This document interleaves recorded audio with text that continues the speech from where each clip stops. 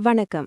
தமிழக அரசியலில் பெரும் எதிர்பார்ப்பை ஏற்படுத்தியுள்ள தமிழக வெற்றிக் கழகத்தின் தேர்தல் பரப்புரை அடுத்த கட்டத்தை எட்டியுள்ளது. ஈரோடு கூட்டத்தை தொடர்ந்து தற்போது சேலத்தில் பிரம்மாண்ட பொதுக்கூட்டத்திற்கு அக்கட்சி தயாராகி வருகிறது.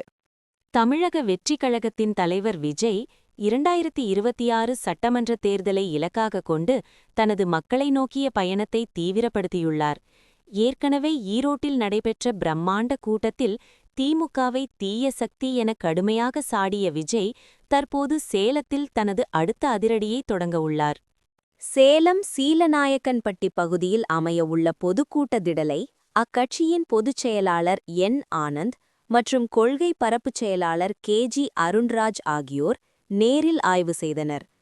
ஓமலூர், இரும்பாலை உள்ளிட்ட பல்வேறு இடங்களை பரிசீலித்த நிலையில் சீலநாயக்கன்பட்டி இறுதி செய்யப்பட்டுள்ளதாக தெரிகிறது.